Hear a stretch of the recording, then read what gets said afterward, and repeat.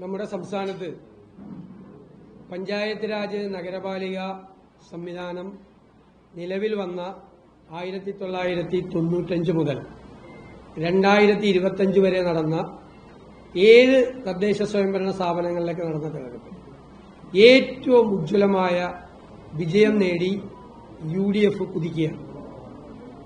ഈ 7 തെരഞ്ഞെടുപ്പിലെയും ഏറ്റവും വലിയ വിജയമാണ് 2025 പ്രാദേശിക സർക്കാരുകളിലേക്ക് നടന്ന തെരഞ്ഞെടുപ്പിൽ UDF നേടിയിരിക്കുന്നത്. ഈ വലിയ വിജയം UDFന് സമ്മാനിച്ച കേരളത്തിലെ എല്ലാ വിഭാഗം ജനങ്ങളോടും ഞങ്ങൾക്ക് വലിയ കടപ്പാടുണ്ട്. ഞാൻ അവരോട് ഹൃദയം നിറഞ്ഞ നന്ദി പ്രകാശിപ്പിക്കാൻ ഞാൻ ഈ അവസരം വിനിയോഗിക്കുകയാണ്. തീർച്ചയായും ഈ തെരഞ്ഞെടുപ്പിലെ അജണ്ട ഉണ്ടാക്കിയത് പ്രതിപക്ഷമാണ്. പ്രതിപക്ഷം മുന്നോട്ട് വെച്ച അജണ്ടയാണ് ഈ തെരഞ്ഞെടുപ്പ് കാലത്ത് ചർച്ച ചെയ്യപ്പെട്ടത്. ഞങ്ങൾ ഗവൺമെന്റിനെതിരായിട്ടുള്ള കുറ്റപത്രം സമർപ്പിക്കുകയും അതേ അവസരത്തിൽ ഞങ്ങൾക്ക് അധികാരം തന്നാൽ ഞങ്ങൾ എന്ത് ചെയ്യും എന്നുള്ളൊരു കൃത്യമായ നിലപാട് സ്വീകരിക്കുകയും ചെയ്തു. ഞങ്ങളുടെ കുറ്റപത്രവും ഞങ്ങൾ സമർപ്പിച്ച മാനിഫെസ്റ്റോയും ഗൌരവത്തോടുകൂടി കേരളത്തിലെ ജനങ്ങൾ ചർച്ച ചെയ്യുന്നുണ്ടായിരുന്നു. ഞങ്ങൾക്ക് അതിനെക്കുറിച്ചുള്ള കൃത്യമായ ബോധ്യവും കൃത്യമായ ഫീഡ്ബാക്കും ഞങ്ങൾക്കുണ്ടായിരുന്നു. LDFന് കനത്ത പരാജയമാണ് ഈ തെരഞ്ഞെടുപ്പിൽ ഉണ്ടായത്. നിങ്ങൾക്കറിയാം, 2020 തെരഞ്ഞെടുപ്പിൽ 580 ഗ്രാമപഞ്ചായത്ത് LDFനുണ്ടായിരുന്നു. അതിപ്രാവശ്യം 345 ഗ്രാമപഞ്ചായത്തുകളിലേക്ക് താഴ്ത്തിരിക്കുകയാണ്. UDF അത് 340 നിന്ന് 500 ഉയർത്തി. ബ്ലോക്ക് പഞ്ചായത്തുകൾ LDFന് 111 നിന്ന് LDF 68 കൂപ്പുകുത്തിയപ്പോൾ ഞങ്ങൾ 40 നിന്ന് ഞങ്ങൾ 77 കുതിച്ചു. ജില്ലാ പഞ്ചായത്ത് 11 ജില്ലാ പഞ്ചായത്തുകളിൽ നിന്ന് LDF 7 പോയപ്പോൾ ഞങ്ങൾ 3 നിന്ന് 7 8 എന്നുള്ളൊരു സംശയം മാത്രമേ ഉള്ളൂ. ഒന്നുകിൽ 7 അല്ലെങ്കിൽ 8 ജില്ലാ പഞ്ചായത്തുകൾ ഉണ്ടാവും. നഗരസഭകൾ LDF 42 നിന്നും 28 താഴേക്ക് പോയപ്പോൾ UDF 42 നിന്നും 54 കുതിച്ചു. കോർപ്പറേഷൻ നിങ്ങൾക്കറിയാം, 5 കോർപ്പറേഷനുകൾ കേരളത്തിൽ LDFനുണ്ടായിരുന്നു. ഇപ്പോൾ ഒരു കോർപ്പറേഷനിലേക്ക് മാത്രമായി ചുരുങ്ങിയപ്പോൾ ഞങ്ങൾ 1 നിന്ന് 4 ഉജ്ജ്വലമായ വിജയം നേടുകയും മറ്റ് 2 കോർപ്പറേഷനുകളിലും നല്ല നിർണായകമായ നേട്ടങ്ങൾ കൈവരിക്കുകയും ചെയ്തു. തീർച്ചയായിട്ടും ഇതൊരു വലിയ വിജയമായി ഞങ്ങൾ കാണുന്നു. ഈ വിജയത്തിന് കാരണം ടീം UDF ആണ്. ഞാൻ നിലമ്പൂർ ഇലക്ഷൻ കഴിഞ്ഞപ്പോൾ നിങ്ങളോട് പറഞ്ഞതാണ്, ഒരുമിച്ചാണ് ഞങ്ങൾ വർക്ക് ചെയ്തത്. ടീം UDF, അതിന് നേതൃത്വം കൊടുക്കുന്ന കോൺഗ്രസ് പാർട്ടി, KPCC, അവര് എല്ലാ വിധത്തിലുള്ള കാര്യങ്ങളെല്ലാം ചെയ്തു. കൃത്യമായ പാർട്ടിയെ സംഘാടനം ചെയ്തു. അഖിലേന്ത്യാ കോൺഗ്രസ് കമ്മിറ്റി ഒരുപാട് സഹായങ്ങൾ, ഞങ്ങൾക്ക് ആവശ്യമായ മാർഗനിർദ്ദേശങ്ങൾ, എല്ലാ സഹായങ്ങളും ചെയ്തു. AICCയുടെയും KPCCയുടെയും ഭാഗത്തുനിന്നുണ്ടായ നേതൃപരമായ സംഭാവനകളെ ഞാൻ വളരെയധികം നന്ദിയോടുകൂടി പറയുന്നു. UDFലെ എല്ലാ ഘടകകക്ഷികളും ചേർന്ന് ഒറ്റ പാർട്ടിയെ പോലെയാണ് ഞങ്ങളെല്ലാവരും നിന്നത്. ഞാനൊരു അവകാശവാദം കൂടി തെരഞ്ഞെടുപ്പിന് മുമ്പ് പറഞ്ഞിരുന്നു, അതിപ്പോൾ ശരിവയ്ക്കുന്നു. UDF എന്ന് പറയുന്നത് പലരും വിചാരിക്കുന്നത് പോലെ എല്ലാവരും അല്ല, കുറെ പാർട്ടികളുടെ ഒരു കോൺഫെഡറേഷൻ മാത്രമല്ല. എന്തുകൊണ്ടാണ് വിജയിക്കുമെന്ന് നിങ്ങൾ ഉറപ്പു പറയുന്നത് എന്ന് ചോദിച്ചപ്പോൾ ഞാൻ പറഞ്ഞ മറുപടി, ഇന്നത്തെ UDF കുറെ രാഷ്ട്രീയ പാർട്ടികളുടെ ഒരു കോൺഫെഡറേഷൻ മാത്രമല്ല, അത് ഒരുപാട് സാമൂഹിക ഘടകങ്ങൾ കൂടി ഉൾപ്പെടുന്ന ഒരു വലിയ പൊളിറ്റിക്കൽ പ്ലാറ്റ്ഫോമാണ്. ഇതായിരുന്നു ഞങ്ങളുടെ വിജയിക്കുമെന്നതിന്റെ ഏറ്റവും വലിയ അവകാശവാദം. ഇത് ഇന്നൊരു കേരളത്തിലെ ഏറ്റവും വലിയ പൊളിറ്റിക്കൽ പ്ലാറ്റ്ഫോമാണ് ടീം UDF എന്നാണ് ഈ തെരഞ്ഞെടുപ്പിലൂടെ ജനങ്ങൾ തെളിയിച്ചിരിക്കുന്നത്. അതാണ് ഇനി വരാനിരിക്കുന്ന കാലത്തിന്റെ മാറ്റം. കഴിഞ്ഞ ഉപതെരഞ്ഞെടുപ്പുകളിലെ വിജയത്തിന്റെ തുടർച്ചയാണ്. ആ ഉപതെരഞ്ഞെടുപ്പുകളിലെ വിജയവും ഈ ലോക്കൽ ബോഡിയിലേക്ക് നടന്ന വിജയത്തിന്റെയും പ്രധാന കാരണം ടീം UDF എന്നുള്ളത് കേരളത്തിലെ ഏറ്റവും ശ്രദ്ധേയമായ ഒരു പൊളിറ്റിക്കൽ പ്ലാറ്റ്ഫോമായി മാറിയിരിക്കുന്നു എന്നുള്ളതാണ്. LDFന്റെ പരാജയത്തിന്റെ ഏറ്റവും പ്രധാനപ്പെട്ട കാരണം സർക്കാരിനെ ജനങ്ങൾ വെറുക്കുന്നു എന്നാണ്. ഒന്നാമത്തെ കാര്യം, വെറുക്കുന്നു. എല്ലാ സർക്കാരുകളോടും കേരളത്തിലെ ജനങ്ങൾക്ക് എതിർപ്പുകളുണ്ടായിട്ടുണ്ട്. പക്ഷെ ജനം വെറുക്കുന്ന ഒരു ഗവൺമെന്റായി പിണറായി സർക്കാർ മാറി. രണ്ടാമത്തെ കാര്യം എന്ന് പറയുന്നത് അവർ കാണിച്ച വർഗീയതയാണ്. ഞാൻ പല പ്രാവശ്യം പറഞ്ഞു, പാർലമെന്റ് തെരഞ്ഞെടുപ്പ് വരെ ന്യൂനപക്ഷ വർഗീയത, പാർലമെന്റ് തെരഞ്ഞെടുപ്പ് കഴിഞ്ഞപ്പോൾ ഭൂരിപക്ഷ വർഗീയത. ശ്രീ പിണറായി വിജയൻ, ബഹുമാനപ്പെട്ട കേരളത്തിന്റെ മുഖ്യമന്ത്രി, കൊണ്ടു നടന്ന പല ആളുകളും ഈ വർഗീയത ആളിക്കെത്തിക്കാൻ വേണ്ടി ശ്രമിച്ചു. വർഗീയത BJPയുടെ അതേ അജണ്ടയാണ് CPM ഉണ്ടാക്കിയത്. BJP ഒരു വർഗീയ ഫാസിസ്റ്റ് കക്ഷിയാണ്. അവർ ജനങ്ങളെ തമ്മിൽ ഭിന്നിപ്പുണ്ടാക്കിക്കാൻ ശ്രമിച്ചപ്പോൾ CPM അതേ പാതയിലൂടെ സഞ്ചരിച്ചു. ഇന്ന് BJPക്ക് ഏതെങ്കിലും സ്ഥലങ്ങളിൽ തിരുവനന്തപുരം ഉൾപ്പെടെ നേട്ടങ്ങൾ ഉണ്ടായിട്ടുണ്ടെങ്കിൽ അതിന്റെ പ്രധാനപ്പെട്ട കാരണം CPM കളിച്ച ഈ ഭൂരിപക്ഷ വർഗീയ പ്രീണനമാണ്. അതിന്റെ ഗുണഭോക്താവ് CPM ആയിരുന്നില്ല, BJP ആയിരുന്നു. ഞങ്ങൾ മുൻകൂട്ടി മുന്നറിയിപ്പ് നൽകിയതാണ്. 1987 EMS നമ്പൂതിരിപ്പാട് എടുത്ത തന്ത്രം 2025ലും 26ലും വിലപ്പോവില്ല. അദ്ദേഹത്തിന്റെ 87ലെ തന്ത്രത്തിനന്ന് ഗുണമുണ്ടായി. ഇന്ന് അതല്ല. ഇന്ന് അതിന്റെ ഗുണഭോക്തായി മാറുന്നത് വർഗീയ ഫാസിസ്റ്റ് ശക്തികളായിരിക്കും എന്ന UDFന്റെ മുന്നറിയിപ്പിന് അടിവരയിടുന്ന സംഭവം കൂടിയാണ് ഉണ്ടായത്. മാത്രമല്ല, എത്ര നിസ്സാരമായിട്ടാണ്, എത്ര മോശമായിട്ടാണ് ജനവിധിയെ CPM വിലയിരുത്തുന്നത്. CPMന്റെ ഒരു മുതിർന്ന നേതാവ് പറഞ്ഞത്, M.M. മണി ജനങ്ങളെ ആക്ഷേപിക്കുകയാണ്. ക്ഷേമ പെൻഷനൊക്കെ വാങ്ങി നന്നായി സാപ്പാട് കഴിച്ച് നൈമിഷികമായ വികാരത്തിൽ വോട്ട് ചെയ്തു. ഇതെല്ലാം വാങ്ങി ഭംഗിയായി സാപ്പാട് കഴിച്ചവർ ഞങ്ങൾക്കിട്ട് വെച്ചു. ആരെങ്കിലും ചായ വാങ്ങിത്തന്നാൽ മര്യാദ കാണിക്കണം. ഇതാണ് മുതിർന്ന CPM നേതാക്കൾ. CPM നേതാവ് കേരളത്തിലെ ജനങ്ങളെ അപമാനിച്ചുകൊണ്ട് സംസാരിച്ചത്. ഇത് മുഖ്യമന്ത്രി പിണറായി വിജയൻ അടക്കമുള്ള CPM നേതാക്കളുടെ മനസ്സിലിരിപ്പാണ്. അവരുടെ വീട്ടിൽ നിന്നല്ല ആർക്കും ഔദാര്യം കൊടുക്കുന്നത്, സംസ്ഥാനത്തിന്റെ ഖജനാവിൽ നിന്നാണ്. സംസ്ഥാനത്തെ എല്ലാ വിഭാഗങ്ങളും കൊടുക്കുന്ന നികുതി പണത്തിൽ നിന്നാണ് അവരെന്തെങ്കിലും ക്ഷേമ പരിപാടികൾ നടത്തുന്നത്. ക്ഷേമ പരിപാടികൾ നടത്തിയ ആദ്യത്തെ ഗവൺമെന്റ് അല്ല ഇത്. ക്ഷേമ പരിപാടികളെ അട്ടിമറിച്ച ഗവൺമെന്റാണ്. ഇവര് കേരളത്തിലെ സാമ്പത്തികമായി കേരളത്തിന്റെ ഖജനാവിനെ തകർത്ത് തരിപ്പണമാക്കിയ സമ്പദ് വ്യവസ്ഥയെ നശിപ്പിച്ച ഗവൺമെന്റാണ്. എന്നിട്ട് അവര് പറയാണ് അവരുടെ ഔദാര്യം കൈപ്പറ്റി ശാപ്പാട് കഴിച്ചിട്ട് ഇവരുടെ വീട്ടിൽ നിന്ന് എടുത്തു കൊടുത്താണ് ഇതെല്ലാം. എന്നിട്ട് അവർക്കിട്ട് തിരിച്ചിട്ട് പണി കൊടുത്തു എന്ന് പറയുന്നത് CPM നേതാക്കന്മാരുടെ മനസ്സിലിരിപ്പാണ്. തോറ്റിട്ടും തോൽപ്പിച്ച ജനങ്ങളോട് എത്ര മോശമായിട്ടാണ്, എത്ര അപമര്യാദയായിട്ടാണ് CPM പെരുമാറുന്നത് എന്നതിന്റെ ഏറ്റവും വലിയ ഉദാഹരണമായി ഞാനിതിനെ കാണുകയാണ്.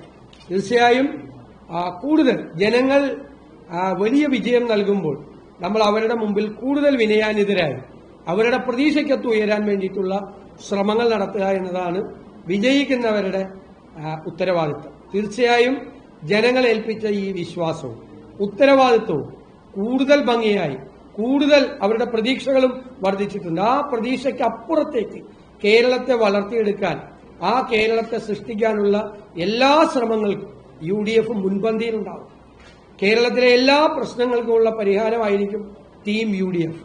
ഇനി വരാൻ പോകുന്ന നിയമസഭാ തെരഞ്ഞെടുപ്പിലും ഇത് ജനങ്ങൾ, ആ മഹായുദ്ധത്തിന് ഞങ്ങൾ പുറപ്പെടുമ്പോൾ ജനങ്ങൾ നൽകിയ ഇന്ധനമായി, ജനങ്ങൾ നൽകിയ ഊർജമായി വിനയത്തോടെ ഞങ്ങൾ ഇതിനെ കാണുന്നു. അടുത്ത മഹായുദ്ധത്തിൽ വിജയിക്കാൻ വേണ്ടിയിട്ടുള്ള ശക്തിയാണ് ഞങ്ങൾക്ക് തന്നത്. അതിന് ഞാൻ ഒരിക്കൽ കൂടി കേരളത്തിലെ എല്ലാ വിഭാഗം ജനങ്ങളോടും ഞങ്ങൾക്ക് തീർത്താൽ തീരാത്ത കടപ്പാടോടുകൂടിയ നന്ദി ഞാൻ ഈ അവസരത്തിൽ പ്രകാശിപ്പിക്കുന്നു.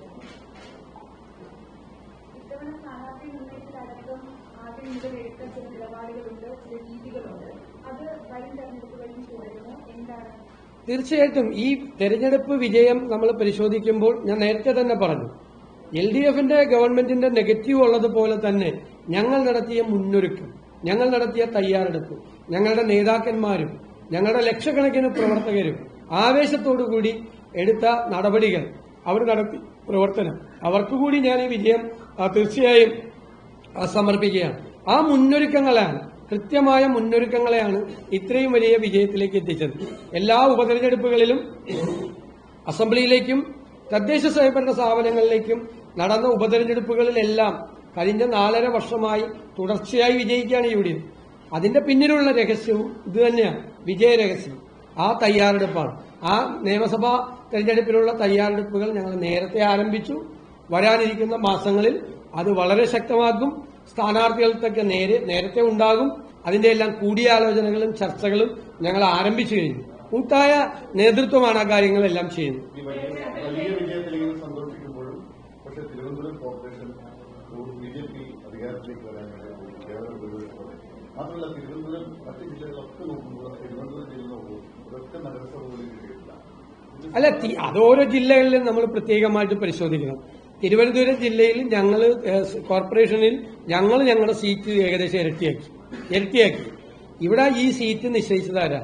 ഈ സീറ്റുകൾ ഡിവൈഡ് ചെയ്താരാ? എല്ലാം കോർപ്പറേഷനിൽ CPM നേതാക്കന്മാരെ ആണ് വന്നിരുന്നത്.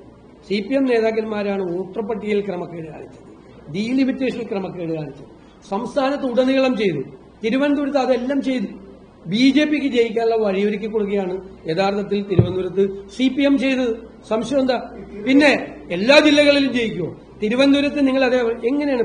ഗ്രാമപഞ്ചായത്തുകളിലെ മാത്രമല്ലല്ലോ, കോർപ്പറേഷൻ മാത്രമല്ലല്ലോ, ജില്ലാ പഞ്ചായത്തിലെ ഒരു മിനി അസംബ്ലി നടക്കുന്ന പോലത്തെ തെരഞ്ഞെടുപ്പ് ഇവിടെ ഒപ്പത്തിനൊപ്പം നിൽക്കുകയാണ്. ഒപ്പത്തിനൊപ്പം ജില്ലാ പഞ്ചായത്ത് തിരുവനന്തപുരം ജില്ലയിൽ ഒപ്പത്തിനൊപ്പം UDF നിൽക്കുകയാണ്, LDFിനൊപ്പം. തിരുവനന്തപുരത്ത് പരാജയം ഉണ്ടായെന്ന് അങ്ങേക്ക് എങ്ങനെ വിലയിരുത്താൻ പറ്റും? തിരുവനന്തപുരത്ത് ഒപ്പത്തിനൊപ്പം നിൽക്കുക. BJP ഒന്നുമല്ലല്ലോ, LDF UDF ഒപ്പത്തിനൊപ്പം നിൽക്കുക.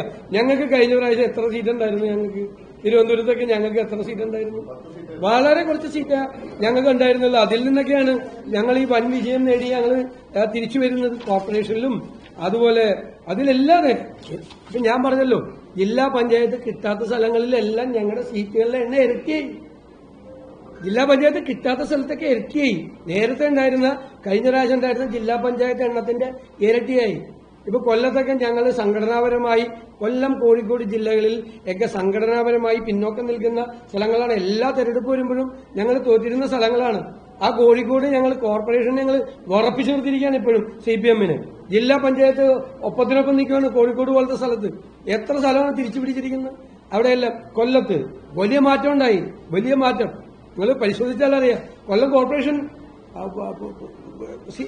UDF ഭരിക്കാൻ പോകല്ലേ. CPMന്റെ സ്ഥിതി 3-ാം സ്ഥാനത്താണ്. 3-ാം സ്ഥാനത്ത് ഒരു കോർപ്പറേഷനിലും ശരിക്കില്ല ഭൂരിപക്ഷം. ഒറ്റയ്ക്ക് ഭൂരിപക്ഷം ഇല്ല ഒരു സ്ഥലത്തും CPMന്. ഞങ്ങൾ വൻ ഭൂരിപക്ഷം നേടിയിരിക്കുന്ന 3 സ്ഥലത്തെ ഞങ്ങളുടെ ഭൂരിപക്ഷം നോക്കിയേ. കണ്ണൂരും എറണാകുളത്തും തൃശ്ശൂരും ഒക്കെ ഞങ്ങളുടെ ഭൂരിപക്ഷം നോക്കിയേ. ഇപ്പോ ഒരു കേന്ദ്രമന്ത്രി തൃശ്ശൂർ ക്യാമ്പ് ചെയ്ത് വർക്ക് ചെയ്താണ്. അവിടെയൊക്കെ ഞങ്ങൾ നേടിയ വിജയം അവർക്ക് 2 പേർക്ക് കൂടി കിട്ടിയേക്കണ സീറ്റിനേക്കാൾ കൂടുതൽ സീറ്റുണ്ട്. CPMനും BJP കൂടി കിട്ടിയേക്കണേക്കാൾ കൂടുതൽ സീറ്റ് തൃശ്ശൂർ ടൗണിൽ ഇല്ലേ? തൃശ്ശൂർ ടൗണിൽ, തൃശ്ശൂർ കോർപ്പറേഷനിൽ UDFനുണ്ട്. പിന്നെ കണ്ണൂര്, മലപ്പുറം, മലബാർ ഞങ്ങൾ അടിച്ച് CPM കാണാനില്ല പല ജില്ലകളിലും. ഇപ്പോ 33 ജില്ലാ പഞ്ചായത്ത് ഡിവിഷനുള്ള മലപ്പുറത്ത് 32 ജയിച്ച UDF, 27 എന്നുള്ള എറണാകുളത്ത് 25 ഏതോ 1-2 സീറ്റ് ചോദിച്ചു. ഇടുക്കിയിൽ, മധ്യ തിരുവിതാംകൂറിലേക്കും ഞങ്ങൾ അതിശക്തമായ തിരിച്ചുവരവ ഞങ്ങൾ നടത്തിയിരിക്കുന്നത്. കോട്ടയം എന്തായിരുന്നു കഴിഞ്ഞ അസംബ്ലി? ഇപ്പം നിങ്ങളൊരു കാര്യം മനസ്സിലാക്കേണ്ടത് 2016-ലെയും 2021-ലെയും തുടർച്ചയായ 2 അസംബ്ലി തെരഞ്ഞെടുപ്പുകളിലെ തോൽവിക്ക് ശേഷം ഉള്ള അതിശക്തമായ UDFന്റെ ഒരു തിരിച്ചുവരവ് കൂടിയാണ്. കോട്ടയം ജില്ലയ്ക്ക് എന്താ വിജയം? 25-ൽ 16 സീറ്റാ ജില്ലാ പഞ്ചായത്തിലേക്കൊക്കെ നമ്മൾ നേടിയിരിക്കുന്നത്. ഞങ്ങളുടെ മുന്നണിയിലുണ്ടായിരുന്ന ഒരു കക്ഷി അപ്പുറത്തേക്ക് പോയിട്ട് പോലും ഇപ്പോ ഞങ്ങൾക്ക് ആ വിജയം, വലിയ വിജയം കോട്ടയത്ത് കോട്ടയം, ഇടുക്കി, പത്തനംതിട്ട ജില്ലകളിലെ വിജയം, കൊല്ലത്തും തിരുവനന്തപുരത്തും ഉണ്ടാക്കിയിരിക്കുന്ന മുന്നേറ്റം, എറണാകുളത്ത് ഉണ്ടാക്കിയിരിക്കുന്ന ഏകപക്ഷീയമായ മുന്നേറ്റം, എറണാകുളം, മലപ്പുറം ജില്ലകളിൽ ഏകപക്ഷീയമായ മുന്നേറ്റമാണ്. എതിരാളികളെ കാണാൻ പോലില്ല. അല്ല, അങ്ങനെയൊന്നും ഞാൻ ഒരു കക്ഷികളെയും നമ്മൾ അങ്ങനെയൊന്നും വിലയിരുത്താൻ പാടില്ല. അല്ല, അതുകൊണ്ടെന്താ കാര്യം? അത് നമ്മൾ വിജയിക്കുമ്പോൾ നമുക്ക് സന്തോഷം. അത് ആരും ചെറുതായി കാണണ്ട. ഞങ്ങൾ അങ്ങനെയൊന്നും ചെയ്യില്ല. ജയിക്കുമ്പോൾ അഹങ്കാരം പറയില്ല, തോക്കുമ്പോൾ തോപ്പിച്ച ആളുകളെ ചീത്തയും വിളിക്കില്ല. ഇതുപോലെ ഇപ്പൊ CPMകാർ പറഞ്ഞ പോലെ നമുക്ക് ജയിക്കുമ്പോൾ നമ്മൾ കുറെ കൂടി വിനയാനിതരായി ഞാൻ എപ്പോഴും പണ്ട് പറഞ്ഞിരുന്നതാണ്, തോൽവി മാത്രം പഠിച്ചാൽ പോരാ, വിജയവും കൂടി പഠിക്കണം. അത് ഞാൻ എപ്പോഴും ആവർത്തിച്ച് പറഞ്ഞുകൊണ്ടിരുന്ന ഒരു കാര്യമാണ്. എപ്പോഴും നമ്മുടെ പാർട്ടി കമ്മിറ്റികളിലും മറ്റു പൊതുസ്ഥലങ്ങളിലും ഈ വിജയത്തെക്കുറിച്ച് ഞങ്ങൾ വളരെ വിശദമായി നമ്മൾ പഠിക്കും. അപ്പോഴാണ് നമുക്ക് എല്ലാ കാര്യങ്ങളും മനസ്സിലാവുന്നത്. അല്ല, അതൊന്നും നമുക്ക് സംസാരിക്കാനുള്ള സമയമായിട്ടില്ല.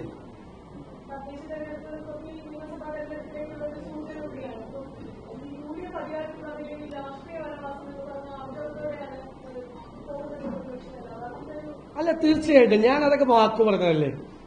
UDF-ന് തിളക്കമാർന്ന വിജയം നിയമസഭാ തെരഞ്ഞെടുപ്പിൽ ഉണ്ടായില്ലെങ്കിൽ ഞാൻ രാഷ്ട്രീയ വനവാസത്തിന് പോകും. ഏറ്റവും അവസാനത്തെ ഒരു പത്രസമ്മേളനം, തിളക്കമാർന്ന വിജയം ഉണ്ടായില്ലെങ്കിൽ എന്റെ ജീവിതത്തിലെ ഏറ്റവും അവസാനത്തെ ഒരു പത്രസമ്മേളനം നടത്തിയിട്ട് ഞാൻ തിരിച്ചു പോകും. ഉറപ്പായിട്ട് പോകും. അത് വാക്കല്ല, ഞാൻ കേരളത്തിലെ ജനങ്ങളോടുകൂടി പറഞ്ഞേക്കണ വാക്കാ. നിങ്ങളെ കണ്ടിട്ട് പോകുള്ളൂ. ജീവിതത്തിലെ ഏറ്റവും അവസാനത്തെ പത്രസമ്മേളനം നടത്തി പോകുള്ളൂ. ലാസ്റ്റ് പിന്നെ കാണില്ല. അങ്ങനത്തെ ഒരു അന്തരീക്ഷം ഉണ്ടായ എന്റെ കോൺഫിഡൻസ് എന്താണ്? എന്റെ കോൺഫിഡൻസ് ടീം UDF ആണ്. എന്റെ കോൺഫിഡൻസ് ലക്ഷക്കണക്കിന് വരുന്ന പ്രവർത്തകർ, ജനങ്ങൾ, ഇവരെ അധികാരത്തിൽ നിന്ന് താഴെ ഇറക്കി UDF-നെ അധികാരത്തിലേക്ക് തിരിച്ചു കൊണ്ടുവരണമെന്ന് ആഗ്രഹിക്കുന്നു. അവർക്ക് ഒരുപാട് പ്രതീക്ഷകളുണ്ട്. ഞങ്ങൾ ആ പ്രതീക്ഷകളെ സാഫല്യത്തിലെത്തിക്കാൻ വേണ്ടിയിട്ടുള്ള ഹോംവർക്കിലാണ് ഞങ്ങൾ. എവിടെയെല്ലാം LDF പരാജയപ്പെട്ടോ അവിടെയെല്ലാം ഞങ്ങൾ വിജയിക്കും എന്നുള്ള കോൺഫിഡൻസ്. സമ്പദ് വ്യവസ്ഥ അവർ തകർത്തു. അത് ഞങ്ങൾ നേരെയാക്കാനുള്ള ഓൾട്ടർനേറ്റീവ് പ്രോജക്റ്റ് ഞങ്ങൾക്കുണ്ട്. ഞങ്ങൾക്ക് ഒരു കൊല്ലത്തിനകം കേരളം ഉദിച്ചു വരും. 2 ആരോഗ്യ രംഗത്ത്, വിദ്യാഭ്യാസ രംഗത്ത്, കാർഷിക രംഗത്ത്, പട്ടികജാതി പട്ടിക വികസന രംഗത്ത്, തീരപ്രദേശത്തിന്റെ സംഘടനകളുടെ കാര്യത്തിൽ, പശ്ചിമഘട്ട മലനിരകളിലെ കർഷകരുടെ കാര്യത്തിൽ, കാർഷിക പ്രശ്നങ്ങളിൽ ഉൾപ്പെടെയുള്ള എല്ലാ കാര്യങ്ങളിലും കൃത്യമായ ബദൽ പദ്ധതികൾ കേരളത്തിൽ ഒരു വലിയ ചേഞ്ച് ഉണ്ടാക്കുന്നു.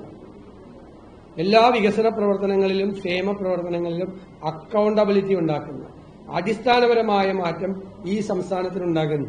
സംസ്ഥാനത്തെ കുതിച്ചുചാട്ടത്തിന് പ്രേരണയാകുന്ന ഒരു കാര്യം ഞങ്ങൾ ജനുവരിയിൽ അവതരിപ്പിക്കും. ജനങ്ങളുടെ മുമ്പാകെ അവതരിപ്പിക്കും. ചെയ്യാൻ പറ്റാവുന്ന കാര്യങ്ങൾ മാത്രം. അതിന്റെ ഹോംവർക്ക് UDF തുടങ്ങിയിട്ട് 1 വർഷത്തോളമായി. നന്നായി ചെയ്തു പോകുന്നുണ്ട് എല്ലാ വിഭാഗങ്ങളിലെ ആളുകളെ.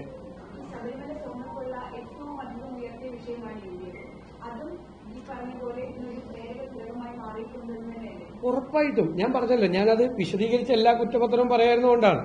ഗവൺമെന്റിനെതിരായിട്ട് ഞങ്ങൾ അവതരിപ്പിച്ച കുറ്റപത്രത്തിലെ ഏറ്റവും പ്രധാനപ്പെട്ട ഘടകം ശബരിമലയിലെ സ്വർണ്ണക്കൊള്ളയായിരുന്നു. അത് ശബരിമല ഭക്തരെ മാത്രമല്ല, മൊത്തം ജനങ്ങളെ മുഴുവൻ അമ്പരപ്പിച്ചു. കാരണം 2 മുതിർന്ന നേതാക്കൾ, മുഖ്യമന്ത്രിയുമായി ഏറ്റവും അടുത്ത ബന്ധമുള്ള 2 മുതിർന്ന നേതാക്കൾ, 2 മുൻ ദേവസ്വം ബോർഡ് പ്രസിഡന്റുമാർ അയ്യപ്പന്റെ സ്വർണം കവർന്നതിന് ജയിലിൽ കിടന്നിട്ട് അവർക്കെതിരായി നടപടിയെടുക്കാൻ പോലും ധൈര്യമില്ലാത്ത പാർട്ടിയാ CPM. അവർക്ക് കൊടപിടിച്ചു കൊടുക്കുകയായിരുന്നു ഗവൺമെന്റ്. തീർച്ചയായും ഞങ്ങൾ ജനങ്ങളുടെ മുന്നിൽ അത് അവതരിപ്പിച്ചിട്ടുണ്ട്. BJP അതിൽ നിന്ന് ഒളിച്ചോടി. ഇവര് തമ്മിലുള്ള അവിഹിതമായ ബന്ധം കൊണ്ടാണ് BJP അതിൽ നിന്ന് ഒളിച്ചോടിയത്.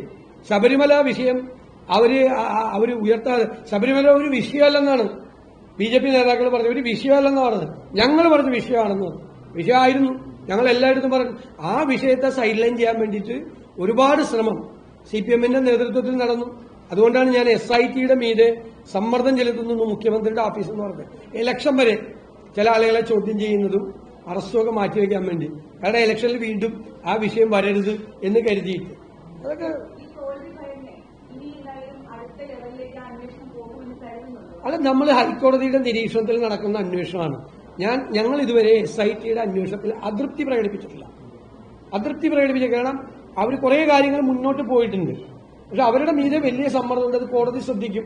കോടതി അവർക്ക് ധൈര്യം കൊടുത്ത് അവരെ കൊണ്ട് കൂടുതൽ കാര്യങ്ങൾ ചെയ്യിക്കും. ഇത് നമ്മളെല്ലാവരും ഇവിടെ ഉണ്ടല്ലോ, നമുക്ക് അറിയാമല്ലോ എങ്ങോട്ടാണ് ഇത് പോകുന്നതെന്ന് അറിയാമല്ലോ.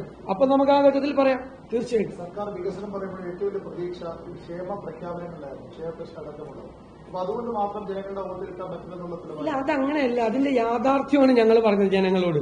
അതായത് ഉദാഹരണത്തിന് 2021 പറഞ്ഞു 1600 രൂപയുടെ സോഷ്യൽ സെക്യൂരിറ്റി പെൻഷൻ, സാമൂഹ്യ സുരക്ഷാ പെൻഷൻ ഞങ്ങൾ അധികാരത്തിൽ വന്നാൽ 2500 ആക്കുന്നു. അപ്പോൾ 900 രൂപ കൂടുതൽ കിട്ടുമെന്ന് കണ്ടപ്പോൾ ഒരുപാട് ആളുകൾ അവർക്ക് വോട്ട് ചെയ്തു. പക്ഷെ അവർ 4.5 കൊല്ലം 1 രൂപ പോലും കൂട്ടിയിട്ടില്ല. അപ്പൊ കബളിപ്പിക്കുകയാണ് ചെയ്ത് ജനങ്ങളെ. 4.5 കൊല്ലം ഞങ്ങൾക്ക് വോട്ട് ചെയ്താൽ ഞങ്ങൾ 900 രൂപ കൂട്ടുമെന്ന് പറഞ്ഞിട്ട് ഒറ്റ പൈസ കൂട്ടിയില്ല. എന്നിട്ട് ഇലക്ഷൻ പ്രഖ്യാപിക്കുന്നതിന്റെ തലയാഴ്ച 400 രൂപ കൂട്ടി എന്ന് പറഞ്ഞാൽ, ഞാൻ അന്ന് ഇതേ ചോദ്യം നിങ്ങളോട് ചോദിച്ചല്ലോ. അങ്ങനെ കേരളത്തിലെ ജനങ്ങളുടെ സാമാന്യ യുക്തിയെ നിങ്ങൾ വെല്ലുവിളിക്കരുതെന്ന് പറഞ്ഞു. അവരെ കളിയാക്കുന്നതിന് തുല്യമായിരുന്നു. ഇത് ഇലക്ഷന്റെ തലയാഴ്ച. അതുവരെ എവിടെയാണ് ഇവർ ജനങ്ങളെ പറ്റി മറന്നുപോയത്? ഇലക്ഷൻ വരും. ഇപ്പൊ ലോക്കൽ ബോഡി ഇലക്ഷൻ വരും. അത് കഴിഞ്ഞാൽ പിന്നെ അസംബ്ലി ഇലക്ഷൻ വരും എന്ന് ഓർത്തപ്പോഴാണ് ഇവർ ജനങ്ങളെ ചിന്തിച്ചത്. അവർ കൊടുത്ത വാക്കിനെ പറ്റി അവർ ആലോചിച്ചത്. അതല്ലേ പ്രശ്നം. അത് ആളുകൾക്ക് മനസ്സിലാവും. ഇപ്പൊ എന്തിനാ പ്രഖ്യാപിച്ച്, 4.5 കൊല്ലം എന്തുകൊണ്ട് പ്രഖ്യാപിച്ചില്ല എന്ന് ചിന്തിക്കാനുള്ള സാമാന്യ ബുദ്ധി അവരെ അണ്ടർ എസ്റ്റിമേറ്റ് ചെയ്യരുത് മലയാളികളെ.